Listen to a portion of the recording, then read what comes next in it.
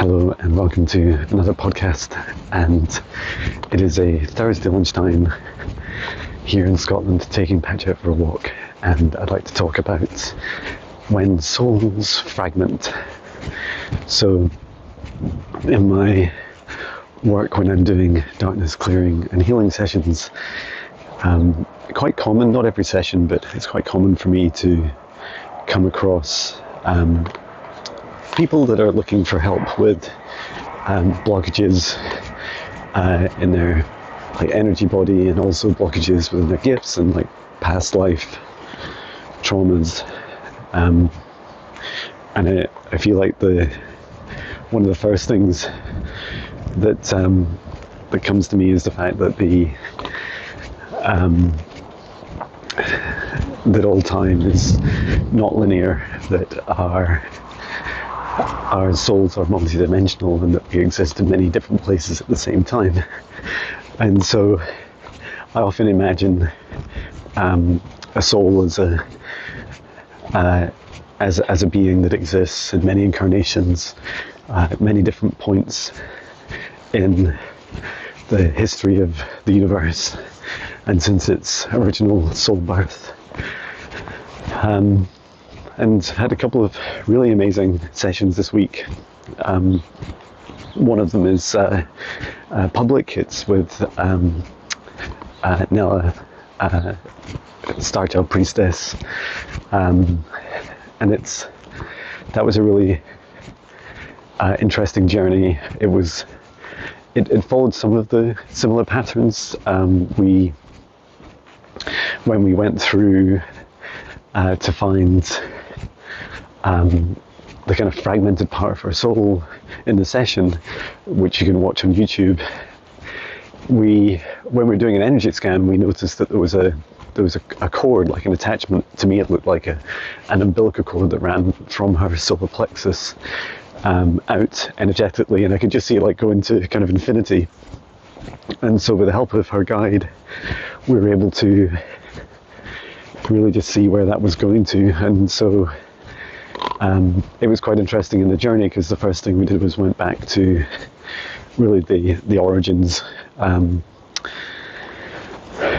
so we were going through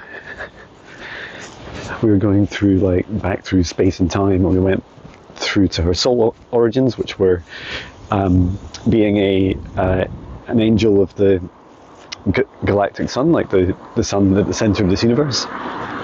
And we saw her birth as a fire angel, and her role of igniting the divine spark in stars and planets to help them get started once they leave their nebula, their birthing nebula in the universe.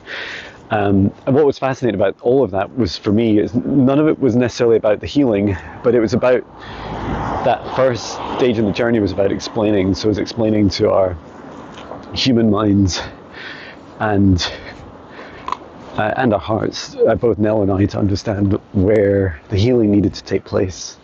And so it was like we were being shown a time when her soul was at its strongest, when it was whole, and before she had fragmented her soul. And that was really beautiful, because you could see the true potential.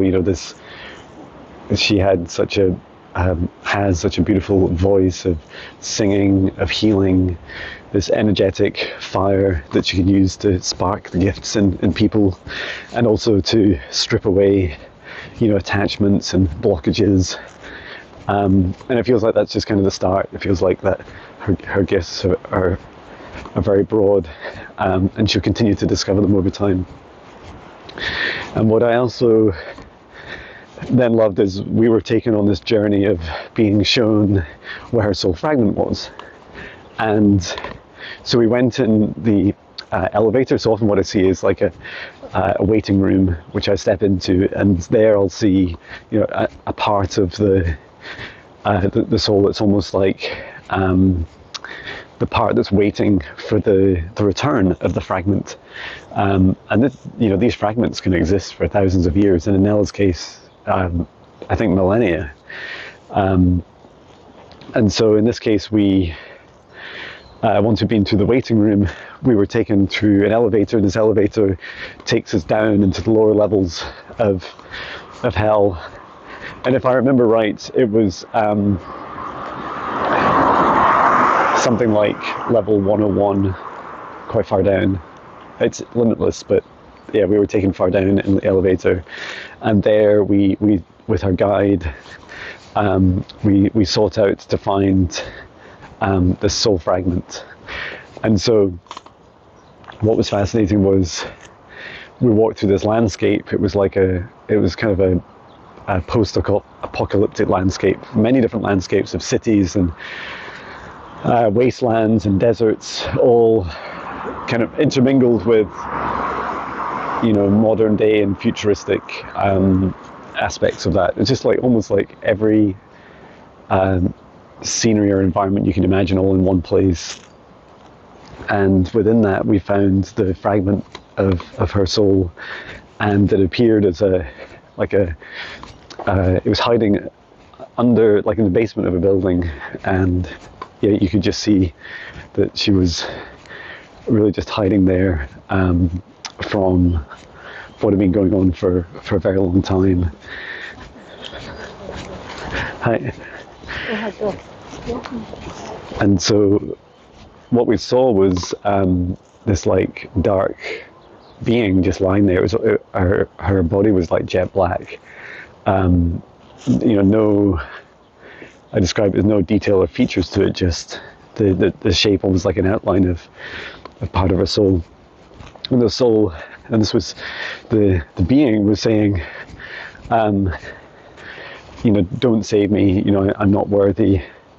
I'm not worthy of saving. And so we were taken back to, we were shown while we were there what where this had happened. And so we're shown the fragment happened as part of trauma in a past life, and that trauma is where Nella's soul, in an incarnation, she'd used her gift to destroy many others, and it was revenge for the death of her loved ones.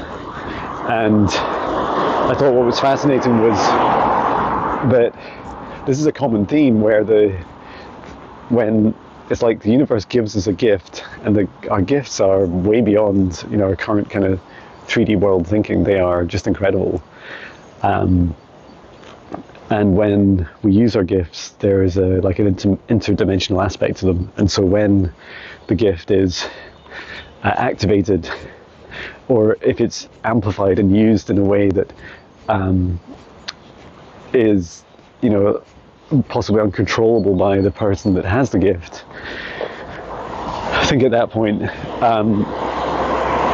the universe around the person at that time can warp. You can bend space and time, such as during the rage or anger or loss of loved ones. And at that point was when Nella split out her soul. And I think sometimes in other sessions I've seen it's because what's happening is the soul realizes that the gift is out of control and risks, you know, the lives or the souls, lives and souls of many others. And it's like a defense mechanism or like a kind of emergency cord, like an andon cord, like causing this separation. And so the separation actually separates out the gift along with the aspects of the anger and the hatred, the strong emotions at that time, and separates them out. And so when we get this separation, the result is that often what happens is that the fragmented part is left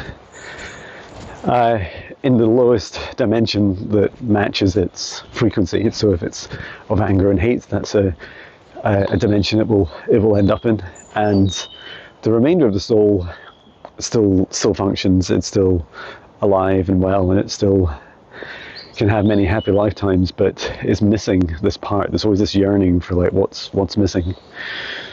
And in this case, Nella had been missing out on access to all of her gifts, and because the fragment of her soul still possessed these, but really didn't want to be contacted or helped. And so it was really beautiful to be able to help her rejoin and bring them back together. And the kind of reintegration part was interesting as well, because what we saw happening was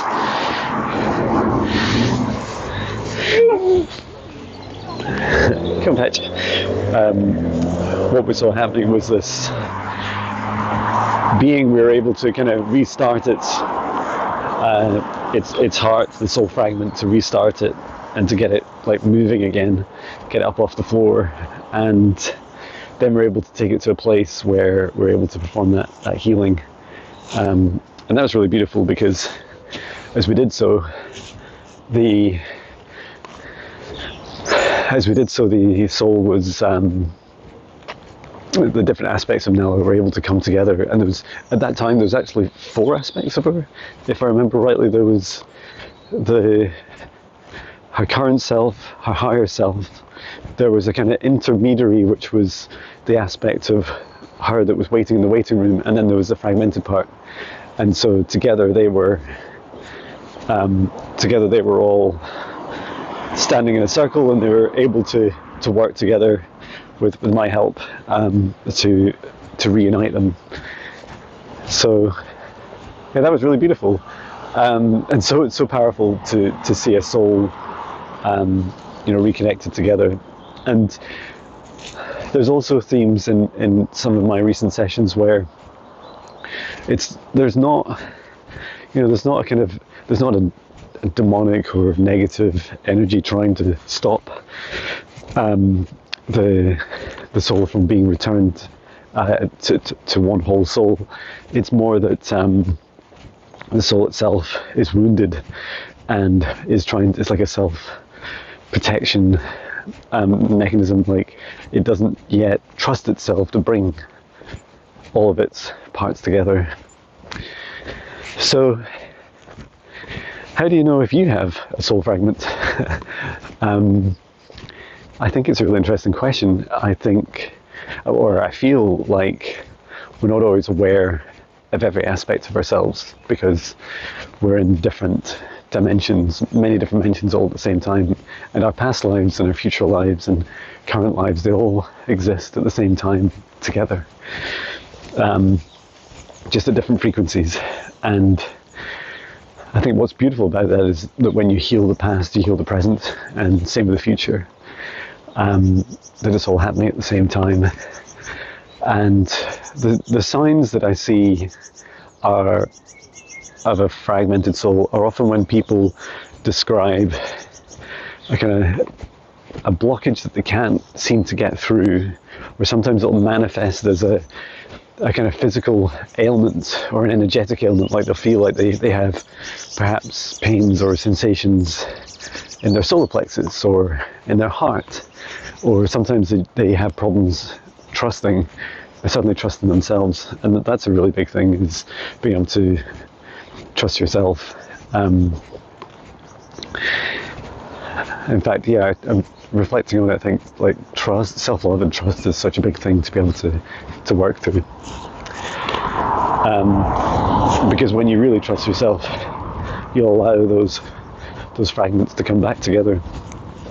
I think some of it is also, some of the blockages we have around our soul fragmentation is just the self, like our awareness, like our understanding of the multi-dimensional aspects of our souls and the true gifts. I think if everyone knew in the world what all of their gifts combined together are, and if they knew what their potential is in the future, they would likely go on this journey more readily.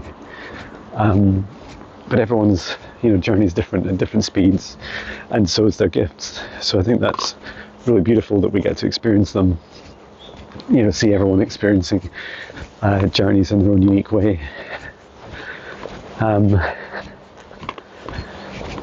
Yeah, and there's other fragments where the trauma has happened because this has come up a couple of times now, where the client's soul has taken on a role of karma. And what I mean by that is that karma is a way of the universe rebalancing itself between the lighter and darker aspects of the universe. And so it is like a rebalancing of free will when free will is abused. And what's really beautiful is that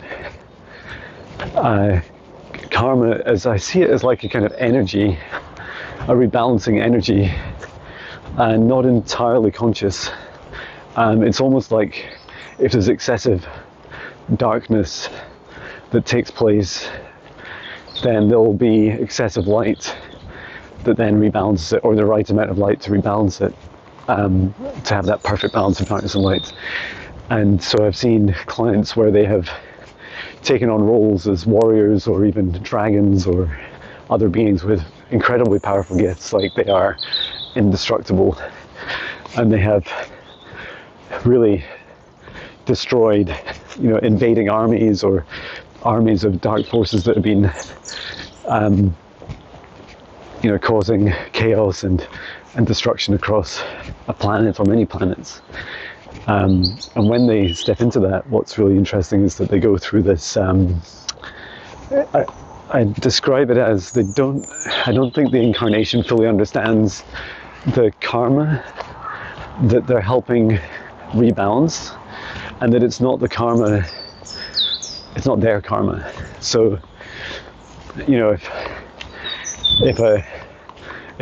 a soul took on the role of destroying 1,000 beings, then it wouldn't pay for the karma itself.